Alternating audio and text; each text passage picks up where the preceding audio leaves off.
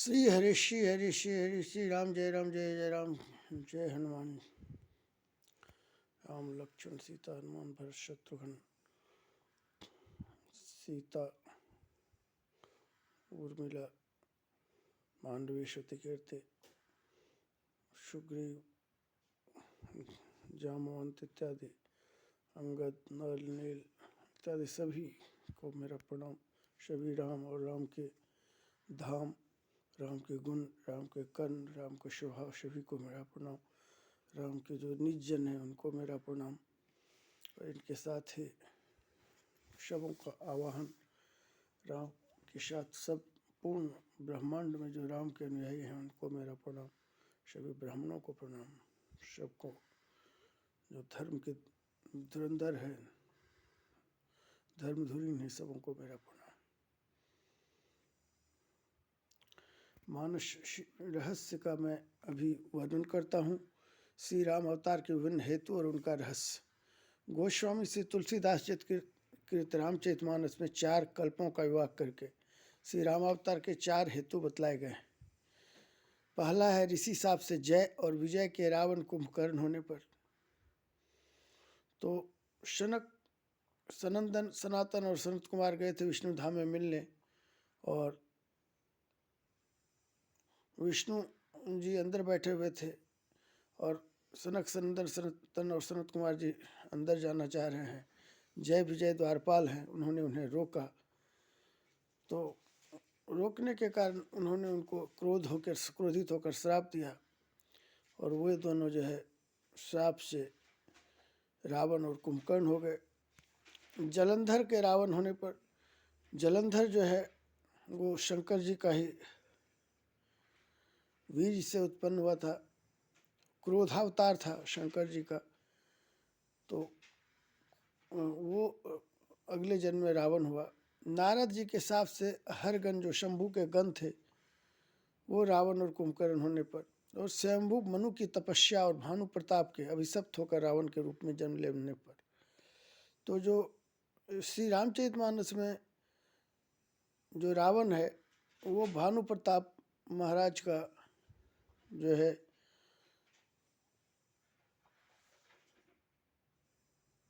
एक उनका शत्रु राजा जो वेश बदल कर थे, और एक सुअर जो एक राक्षस था, उस दोनों का यहाँ पे ब्राह्मणों को मांस मिला हुआ भोजन खिलाने के लिए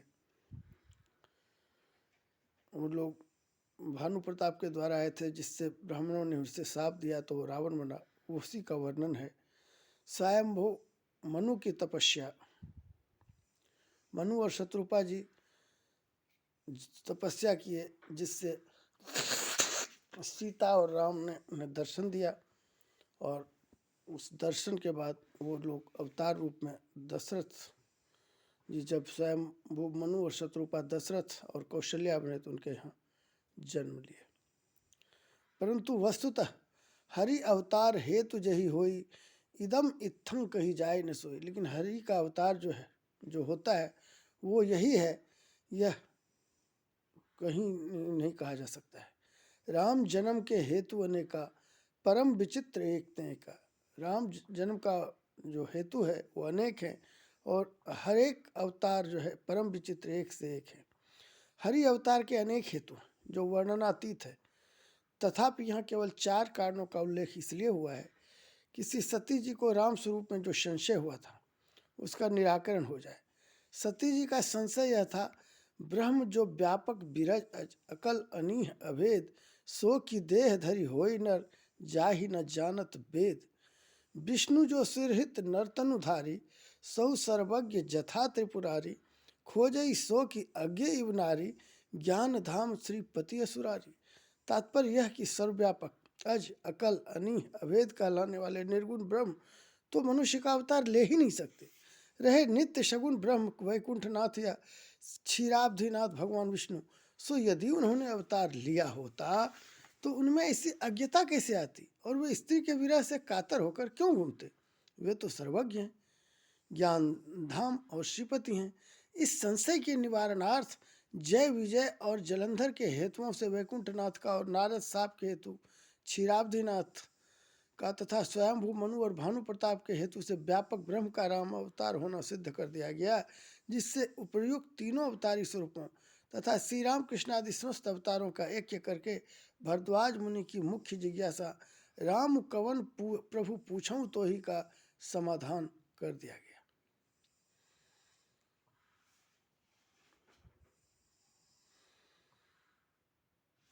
तो वैकुंठनाथ, जय विजय और जलंधर के हेतुओं से, और नारद साहब के हेतु से क्षीराब्धिनाथ, जो क्षीराब्धि जो स्वयं विष्णु है, और स्वयंभू मनु और भानु प्रताप के हेतु से व्यापक ब्रह्म का राम अवतार होना सिद्ध कर दिया गया। तो व्यापक ब्रह्म ही राम है, वैकुंठनाथ ही राम है, और जय विजय और जलंधर के, जय विजय जो द्वारपाल थे वो उसके द्वारा विष्णु का जो अवतार हुआ था वैकुंठनाथ,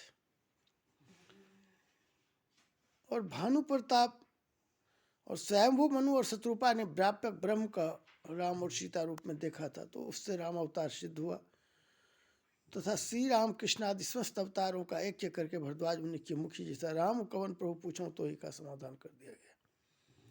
इस रहस्य को यथार्थता न समझने के कारण जहाँ जहाँ हरि और विष्णु शब्द के प्रयोग प्रसंगानुसार पृथक पृथक कहीं परात्पर के अर्थ में तथा कहीं त्रिदेव अर्थात एक ब्रह्मांड नायक विष्णु के अर्थ में हुए, उन सबको एक ही मान लेने से ऐसा अनर्थ उपस्थित हो गया है कि हेतु की अनेकता के स्थान में राम ही अनेक माने जाने लगे। इतना ही नहीं, यहाँ तक माना जाता है कि प्रथम तीन हेतुओं से रामावतार पर विष्णु के अंशभूत पालन करता एक ब्रह्मांड नायक सत्व गुणाभिमानी विष्णु के हुए हैं, और चौथा स्वयं मनु के हेतु से होने वाला अंशी रूप परात्पर का अवतार साकेत धाम से होता है। यद्यपि मानस में कहीं साकेत शब्द तक नहीं आया है, परंतु ऐसा आरोपण करने से रामावतार में ही न्यूनाधिक्य का आरोप हो जाता है। एक स्थान में राम जी परम ब्रह्म हो जाते हैं तो दूसरे स्थान में अपर, एक जगह वे अंशी होते हैं दूसरी जगह अंश, एक अवतार गुणातीत है दूसरे एक ब्रह्मांड नायक के ही हैं, परंतु ऐसा होना ग्रंथ के अनुबंध चतुष्टय तथा प्रतिपाद्य विषय के बिल्कुल विरुद्ध है। अतः इस भ्रम के निराकरण करने के लिए श्री राम स्वरूप के निर्धारण करने वाले प्रसंग के द्वारा इन हेतुओं का रहस्य उद्घाटन करना आवश्यक है। अब इस मर्म का संक्षेपतः दिग्दर्शन कराकर राम रहस्य पर विस्तृत विचार किया जाएगा। पुनः हरि हेतु करण तप लागे, मनु की इस तपोनिरत अवस्था तथा तपस्या के पूर्ण होने पर भगवान के प्रकट होने पर छवि समुद्र हरि रूप बिलोकी से हरि का ही उपास्य देव होना प्रमाणित होता है। पुनः विधि हरि हर तप देखी अपारा, मनु समीप आए बहुबारा। इससे पता चलता है कि एक हरि ब्रह्मा और शिव के साथ बहुत बार तपोनिष्ठ मनु के पास पहले आ चुके हैं, परंतु मनु ने उनकी ओर आंख उठाकर देखा तक नहीं। इससे सिद्ध है कि हरि शब्द उपर्युक्त दोनों स्थलों पर दो व्यक्तियों का निर्देश करता है। यदि ऐसा नहीं माना जाए तो ग्रंथ की संगति नहीं लग सकती। इसलिए उपास्य हरि से तात्पर्य परधाम स्वरूप वासुदेव भगवान से है, जो अखिल ब्रह्मांडों लीला विभूति के नायक तथा त्रिपाद दिव्य विभूति के भी स्वामी उभय विभूतिनाथ पर विष्णु भगवान वैकुंठनाथ हैं, जो गुणातीत है। द्वादश अक्षर मंत्र पुनि जपहि सहित अनुराग, वासुदेव वासुदेव पद पंकरु दंपति मन अति लाग। और विधि हरिहर पदगत विष्णु से तात्पर्य पालन करता सत्व गुणाभिमानी विष्णु भगवान से है, जो प्रत्येक ब्रह्मांड में एक एक सृष्टि के पालनार्थ उन्हीं पर वासुदेव हरि के अंशभूत त्रिदेवगत रहा करते। शंभु बिरंच विष्णु भगवाना उपजहि जासु अंश ते नाना। इन सत्व गुणाभिमानी विष्णु का उल्लेख मानस में जहाँ कहीं भी हुआ है वहाँ ब्रह्मा और शिव के साथ ही हुआ है, यह स्पष्ट है। तथापि हरि अवतार हेतु जही होई इदम इत्थं कही जाय न सोई, कि हरि शब्द को परम ब्रह्म न मानकर सत्व गुणाभिमानी अंश रूप विष्णु मान लेना और उन्हीं का अवतार श्री राम जी को मानकर उन्हीं के द्वारा सेव्य कहना विधि हरिहर बंदित पद रेणु कैसा प्रमादयुग है। अतएव इस रहस्य के मर्म को स्पष्ट समझाने के निमित्त महर्षि भरद्वाज जी के प्रश्नारंभ से ही इसका विवेचन किया जाता है। राम कवन प्रभु पूछऊं तो ही, एक राम अवधेश कुमारा, तिनकर चरित विदित संसारा, नारी विरह दुख लहे अपारा, भयउ रोसुरन रावण मारा, प्रभु सोई राम की अपर को जाहि जपत त्रिपुरारी, सत्य धाम सर्वज्ञ तुम कहु विवेक विचार। महर्षि भरद्वाज की इसी जिज्ञासा के साथ ग्रंथारंभ होता है।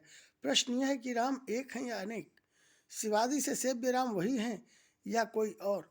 संत पुराण उपनिषद आदि उन्हीं राम के अमित प्रभाव का गुणानुवाद करते हैं या किन्हीं दूसरे का। सत्यधाम सर्वज्ञ याज्ञवल्क्य मुनि ने उक्त प्रश्न के उत्तर में एतत् विषयक समाधान सूचक भगवान श्री शिव तथा पार्वती के संवाद को उपस्थित किया। एक बार त्रेता युग में भगवान आशुतोष अपनी प्रिया सती को साथ ले अगस्त ऋषि के आश्रम में पहुंचे। वहां राम कथा श्रवण कर मुनि को भक्ति का उपदेश देकर उन्होंने कैलाश की ओर प्रस्थान किया। उस समय उस कल्प का रामावतार हो चुका था और भगवान वन में श्री सीता हरण के कारण विकल हो यत्र तत्र वृक्ष लतादि से सीता का पता पूछते फिर रहे थे। तो उसी मार्ग से सती जी के साथ शिवजी जा रहे थे। श्री शंकर के दर्शनाभिलाषी नयनों को निज निधि श्री राम के मुखारविंद का दर्शन प्राप्त हुआ। उन्होंने अत्यंत हर्षित हो नेत्र भर छवि सिंधु के दर्शन कर जय सच्चिदानंद जग पावन कहकर दूसरे ही प्रणाम किया। अवसर समझकर वे समीप न जा सके। सती को इस अवसर पर संदेह हुआ कि सर्वज्ञ शिव ने इस निपसुत को, राजा के पुत्र को सच्चिदानंद था पर धाम कहकर क्यों प्रणाम किया। उनके हृदय में यह शंका उठी कि सच्चिदानंद अर्थात व्यापक ब्रह्म अज अकल अनीह अभेद हैं, वह नर शरीर क्यों कर धारण कर सकते हैं। यदि परधाम अर्थात ज्ञान धाम श्रीपति असुरारी श्री विष्णु भगवान होते तो वे भी अज्ञ की तरह व्याकुल हो नारी को क्यों खोजते फिरते। वैकुंठनाथ से तो कुछ भी छिपा नहीं है। इधर भगवान शिवजी भी सर्वज्ञ हैं, सब कुछ जानते हैं, इनका कथन भी मिथ्या नहीं हो सकता। यद्यपि सती ने अपने मन की इस दुविधा को प्रकट नहीं किया, परंतु सर्वज्ञ सदाशिव तो अंतर्यामी है। उन्होंने सब जान लिया और वे उसका समाधान इस प्रकार करने लगे। हे सती, जिन श्री रघुनाथ जी की कथा कुंभज ऋषि ने सुनाई है तथा जिसकी भक्ति का उपदेश मैंने उनको दिया है, वह मेरे इष्टदेव यही श्री राम हैं, जिनका मुनि धीर योगी सिद्ध आदि सदा ध्यान करते हैं। निगमागम जिनकी कीर्ति नेति नेति कहकर गाते हैं, जिनके देह धारण करने को असंभव समझकर तुम मन ही मन तर्क कर रही हो तथा जिनके संबंध में तुम्हें अज्ञ नारी खोजने का संदेह हो रहा है, यह रघुकुल मणि राम वही व्यापक ब्रह्म है। यही अखिल ब्रह्मांड नायक श्रीपति मायाधीश भगवान विष्णु हैं। मेरे प्रभु ने अपनी लीला से ही अपने भक्तों के हेतु यह अवतार धारण किया है। इस समाधान से सती को बोध नहीं हुआ। भगवान शंकर ने हरि माया की प्रबलता देखकर सती को स्वयं परीक्षा लेने की आज्ञा दी। आज्ञा पाकर सती परीक्षा लेने चली और श्री सीता जी का रूप बनाकर श्री राम के सामने से आती हुई उन्हें रास्ते में मिली। सर्वज्ञ श्री सरकार अपने माया बल को देखकर हंसे और हाथ जोड़ प्रणाम करके सती से पूछने लगे कि आज विश्वकेतु आशुतोष भगवान शंकर कहाँ है, आप वन में अकेली क्यों फिर रही हैं। इस प्रश्न से ही भगवान ने सती पर यह स्पष्ट प्रकट कर दिया कि तुम मुझे अज्ञ समझने का जो तर्क कर रहे हो सो व्यर्थ है। मैं ही सर्वज्ञ ज्ञान धाम श्रीपति विष्णु हूँ। मेरी ही अवतार के विषय में शंकर ने तुमको उपदेश दिया है। मैं अज्ञ एवं नारी नहीं खोज रहा हूँ। भगवान ने यह इशारा भी बड़ी ही गूढ़ता के साथ किया। स्पष्ट करने से तो लीला का स्वारस्य ही नष्ट हो जाता। इसलिए तो आप श्री शिव जी के समीप नहीं पधारे थे, क्योंकि गए जान सब कोई, और इसलिए यहाँ पिता के साथ अपना नाम लेकर सती को प्रणाम किया। यद्यपि यहाँ भी भगवान के इन प्रश्नों से कि वृषकेतु शंकर कहाँ हैं, अकेली वन में क्यों फिरती हो, उनकी अज्ञता सी झलकती है, पर ऐसी बात नहीं है। वह सर्वांतर्यामी है और लीला प्रधान चरित्र होने के कारण ही ऐसा कर रहे हैं। पूछत जान अजान जिम। सरकार के वचन सुनकर सती को अत्यंत संकोच हुआ और वह भयभीत होकर चिंता करते हुए भगवान शंकर के पास चली। उनके हृदय में अत्यंत दारुण दाह उत्पन्न हो गया और यह विचार करने लगी कि शिवजी के पास पहुंचकर मैं क्या उत्तर दूंगी। कृपानिधि करुणाधाम ने जब उन्हें बहुत दुखित देखा तो मार्ग में त्रिपाद विभूति का साक्षात्कार कराकर अपना कुछ प्रभाव दिखलाया। सती मार्ग में क्या देखती हैं कि आगे राम सहित श्री भ्राता तथा पीछे सहित बंधु सी सुंदर वेशा है। जहाँ देखती है वहाँ सरकार विराजमान है। सिद्ध मुनि सुजान सेवा कर रहे हैं। एक से एक अमित प्रभाव वाले त्रिदेव ब्रह्मा विष्णु महेश चरण वंदना कर रहे हैं। सभी देवता अनेकानेक रूपों में सेवा में तत्पर हैं। सभी की शक्तियाँ भी उनके साथ हैं। इसके अतिरिक्त चराचर जीव अनेकानेक प्रकार के पृथक पृथक दिख पड़े, परंतु श्री राम सर्वत्र एक ही दिखाई दिए। राम रूप दूसरा नहीं देखा। इस चरित्र से श्री रघुनाथ जी ने यह दर्शाया कि मैं एक हूँ तथा मैं ही हर जगह व्याप्त हूँ। व्यापक ब्रह्म के देह धारण कर नर होने में जो तुम्हें संदेह हुआ था सो मिथ्या है। शिव भगवान ने जिस व्यापक ब्रह्म का बोध कराया था वह व्यापक ब्रह्म मैं ही हूँ। इस आश्चर्यमय अलौकिक दृश्य ने सती को इस पूर्व चिंता के दारुण दाह को जाकर शिवजी से क्या कहूंगी एकदम मिटा दिया। वह भगवान की इस लीला को देखकर भय से कांप उठी और तुरंत बेसुध सी होकर नेत्र मूंद कर वहीं बैठ गई। कुछ देर बाद आंखें खोलकर देखा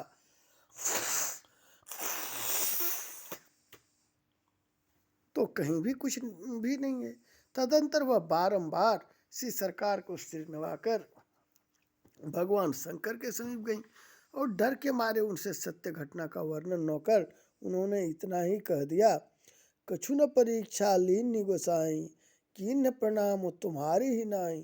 परंतु अंतर्यामी भगवान शंकर ने सब जान लिया और सती के कर्म को भक्ति विरुद्ध समझकर मन ही मन जन्म भर के लिए सती का त्याग कर वे लंबी समाधि में बैठ गए। सती ने दुख से कातर हो करुणा निधान श्री रघुनाथ जी को स्मरण कर प्रार्थना की कि छूटऊ बेगी देह यह मोरी, और प्रभु की कृपा से अपने पिता दक्ष के यज्ञ में योगाग्नि से शरीर त्याग कर हिमवान के यहाँ पुनर्जन्म लिया। वहाँ पार्वती नाम प्राप्त कर घोर तप से पुनः श्री शिव जी को पति रूप में प्राप्त किया। कुछ समय बाद पूर्व जन्म का संशय युक्त प्रश्न भगवान शिव के सामने फिर उपस्थित किया, परंतु इस बार क्षमा मांगते हुए और श्री राम कथा पर रुचि दिखलाते हुए प्रश्न किया कि हे प्रभु, परमार्थविद मुनिगण श्री रघुनाथ जी को अनादि ब्रह्म कहते हैं। शेष शारदा वेद पुराण आदि सब उनका गुणगान करते हैं। आप भी दिन रात आदर के साथ राम नाम का जप किया करते हैं। यह राम वह राम यही अवध राजकुमार श्री राम हैं या अज अगुण अलग गति कोई दूसरे हैं? राजकुमार हैं तो वो ब्रह्म कैसे हैं? एक ओर उनके नारी विरह मति भोरी के चरित्र को देखकर और दूसरी ओर उपर्युक्त महिमा सुनकर मेरी बुद्धि भ्रम में पड़ गई है। हे नाथ, वह अनीह व्यापक विभु कौन है? कृपा पूर्वक समझाकर कहिए। बरनहु रघुबर विशद जसु श्रुति सिद्धांत निचोरी, प्रथम सो कारण कहु विचारी, निर्गुण ब्रह्म सगुण बपुधारी, पुनि प्रभु कहु राम अवतारा, राज बैठी कीन्ही बहुलीला।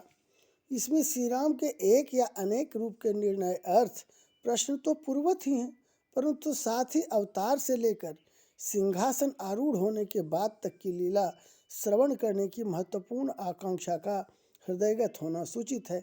इसके उत्तर में भगवान शंकर ने प्रश्न के पहले अंश श्री राम के स्वरूप में संशय की समूल निवृत्ति के लिए तो बड़े ही कड़े शब्दों का प्रयोग किया। तुम जो कहा राम को आना, जेहि सुति गाव धरहि मुनि ध्याना, पाषंडी कहीं सुनहि अस अधम नर, ग्रसे जो मोह पिशाच, पाखंडी हरि पद विमुख, जानहि झूठ न साच।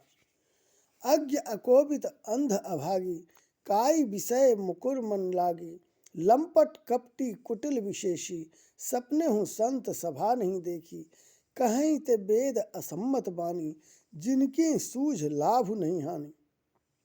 ये उपेक्षा और फटकार के सारे शब्द तुम जो कहा राम को आना पर ही हैं।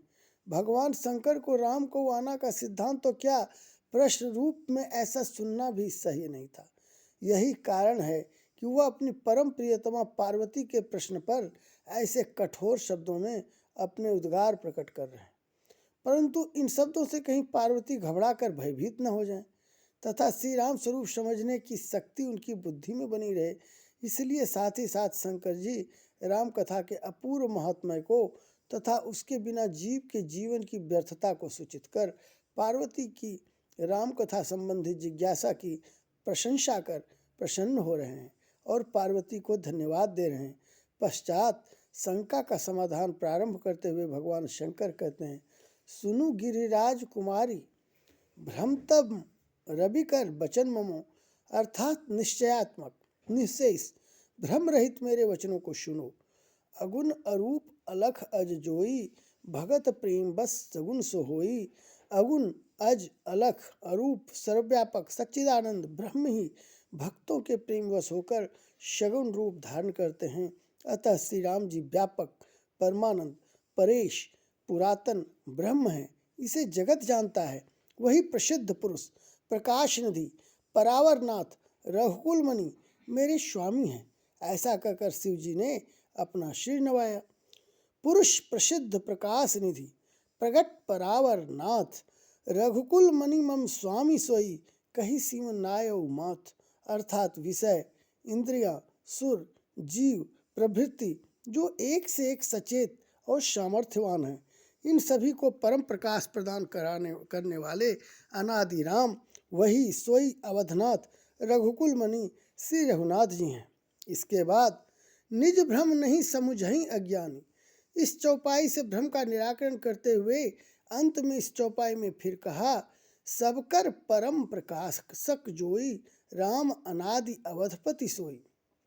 अर्थात संसार में संजोग वियोग हर्ष विषाद आदि यावत व्यवहार हैं, सबका प्रकाश करने वाले व्यापक अंतर्यामी प्रभु वही सोई श्री रघुनाथ जी हैं।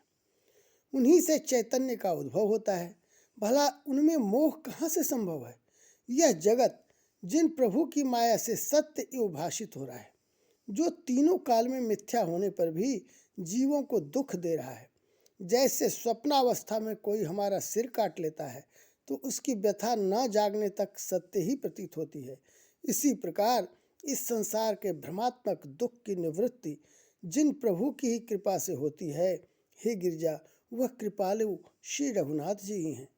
जासु कृपा अस भ्रम मिट जाई, गिरिजा सोई कृपाल रघुराई।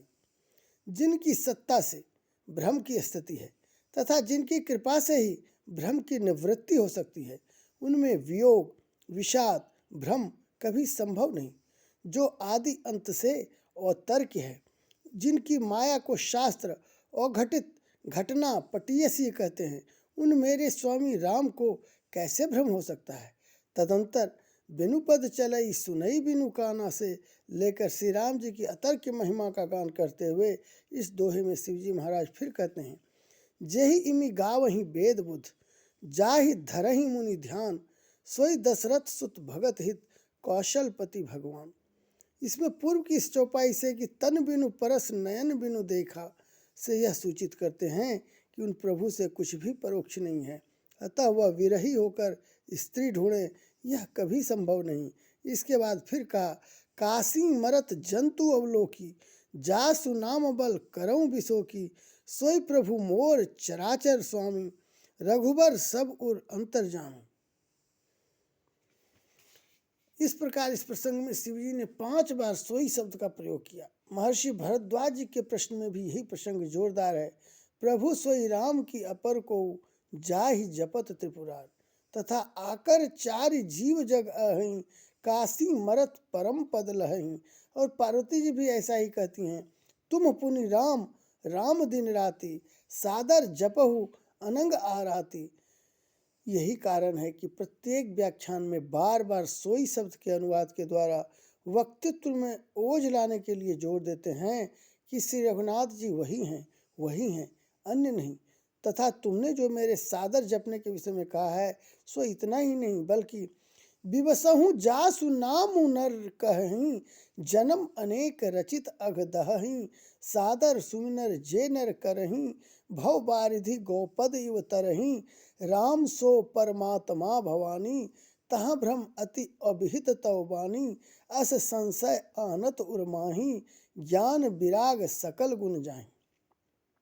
जब भगवान शंकर के ऐसे भ्रम भय हरण करने वाले व्याख्यान को सुनकर श्री पार्वती जी के हृदय के सारे कुतर्क नष्ट हो गए और श्री रघुनाथ जी के चरणों में प्रीति और विश्वास दृढ़ हो गया, तो वह भगवान शंकर के चरणों की शरण ग्रहण कर हाथ जोड़ प्रेम रस से सने हुए वचन बोली, हे नाथ, हे कृपालु, आपके अमृतमय वचनों से मेरा सारा मोह विषाद मिट गया।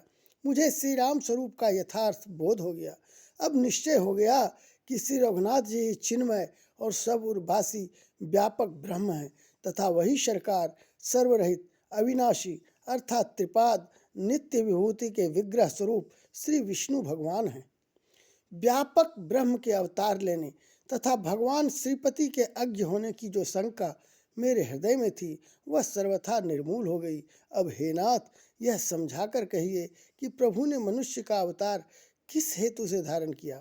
यद्यपि शिव जी पहले कह चुके थे कि भगत प्रेम बस सगुन सो होई, परंतु पार्वती जी यह स्पष्ट जानना चाहती हैं कि भगवान ने किस किस भक्त के प्रेम वश होकर अवतार लिया। भगवान शंकर उमा की इस जिज्ञासा से अत्यंत प्रसन्न हुए और उनकी भूरी भूरी प्रशंसा करते हुए बोले कि हे प्रिय, भगवान के गुण नाम लीला का पार नहीं, उनकी माया अपरंपार है और उनके अवतार के हेतु को तत्वतः पूर्ण रूपेण जानना भी संभव नहीं। हरि गुण नाम अपार, कथा रूप अगणित अमित, हरि अवतार हेतु जही होई, इदम इत्थं कही जाई न सोई, राम अतर के बुद्धि मन बानी, मत हमार असुनहि भवानी। तथापि जब जब धर्म की हानि होती है और अभिमानी असुरों की वृद्धि होती है, तब तब प्रभु विविध शरीर धारण करके संतों का संताप हरते हैं। ऐसा संत मुनि वेद और पुराण सब अपनी अपनी मति के अनुसार कहते हैं। विविध शरीर का अभिप्राय यह है कि मत्स्य, कूर्म, वराह, नृसिंह, वामन, परशुराम, राम, कृष्ण, बुद्ध, कल्कि प्रभृति विभिन्न अवतार धारण करते हैं। इसी सिद्धांत का समर्थन सर्वोपनिषत्सार श्रीमद् भगवद गीता में भी हुआ है। यदा यदा हि धर्मस्य ग्लानिर्भवति भारत अभ्युत्थानं धर्मस्य तदा आत्मानं सृजाम्यहं परित्राणाय साधूनां विनाशाय च दुष्कृतां धर्म संस्थापनार्थाय संभवामि युगे युगे। भगवान शंकर राम जन्म के रहस्य का उद्घाटन करते हुए कहने लगे, राम जन्म के हेतु अनेका, परम विचित्र एकते एका, जन्म एक दुई कहूँ बखानी, सावधान सुन सुमति सब भवानी। द्वारपाल हरि के प्रिय दो, जय अरु विजय जान सब को, विप्र श्रापते दूनऊ भाई, तामस असुर देह तिन पाई, कनक कशिपु अरु हाटक लोचन, जगत विदित सुर पति मदमोचन। विजयी समर वीर विख्याता, धरि बराह बपु एक निपाता, होई नरहरि दूसर पुनि मारा, जन प्रहलाद सुजस विस्तारा, भये निशाचर जाई तई, महावीर बलवान, कुंभकर्ण रावण सुभट, सुर विजयी जगजान, मुकुट न भय हते भगवाना, तीन जन्म द्विज बचन प्रवाना, एक बार तिनके हित लागी, धरे उ शरीर भगत अनुरागी, कश्यप अदिति तहाँ पितु माता, दशरथ कौशल्या विख्याता, एक कलप एहि विधि अवतारा, चरित पवित्र किए संसारा। श्री राम के अवतार का प्रथम हेतु कहते हैं कि भगवान वैकुंठनाथ के जय और विजय नामक दो द्वारपाल थे, जिन्होंने सनक आदि ब्रह्मर्षियों के शाप से हिरण्यकशिपु और हिरण्याक्ष नाम से असुर योनि में जन्म लिया। भगवान ने वाराह अवतार धारण कर हिरण्याक्ष को मारा और नृसिंहावतार धारण कर हिरण्यकशिपु का नाश किया तथा अपने भक्त प्रहलाद के सुयश को संसार में फैलाया। हिरण्यकशिपु और हिरण्याक्ष ही दूसरे जन्म में रावण और कुंभकर्ण हुए, क्योंकि सनकादि ब्रह्मर्षियों ने उन्हें 3 जन्म तक लगातार असुर योनि में उत्पन्न होने का शाप दिया था। अतः भगवान के द्वारा मारे जाने पर भी विप्र शाप के कारण उनकी मुक्ति नहीं हुई।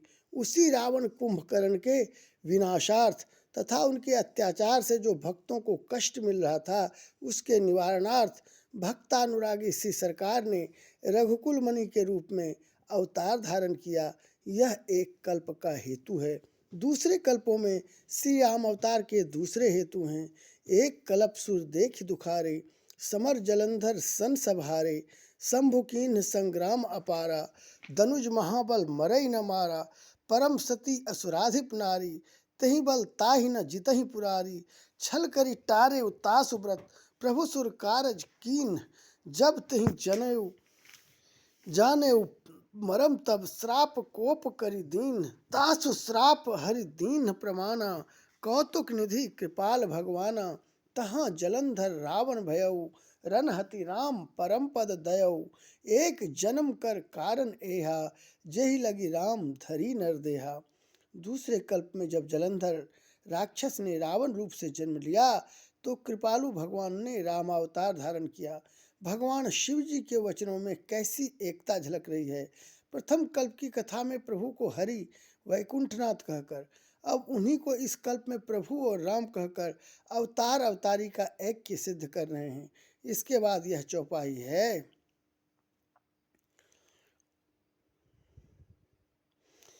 प्रति अवतार कथा प्रभु केरी, सुनु मुनि बरनी कबिन घनेरी। इससे भी प्रभु के सब अवतारों की एकता सूचित होती है कि इन्हीं प्रभु के प्रत्येक अवतार की कथा कवियों ने बहुत विस्तार से वर्णन की है। फिर शंकर जी कहने लगे, नारद श्राप दीन एक बारा, कल्प एक तही लगी अवतारा। हे प्रिय, एक कल्प में नारद जी के शाप के कारण भगवान को अवतार लेना पड़ा। यह सुनते ही पार्वती जी चकित होकर कहने लगी कि हे प्रभु, देवर्षि नारद तो प्रभु के अनन्य भक्त हैं और परम ज्ञानी हैं, उन्होंने भगवान को शाप क्यों दिया? इस अवसर पर नारद विष्णु भगत पुनि ज्ञानी तथा का अपराध रमापति किन्हा। पार्वती जी के इन वचनों से स्पष्ट हो जाता है कि उन्हें राम स्वरूप का यथार्थ बोध हो गया था, तभी तो वह स्वयं विष्णु और रमापति शब्दों का उल्लेख करती हैं, नहीं तो उन्हें क्या ज्ञात था कि नारद ने किसे शाप दिया।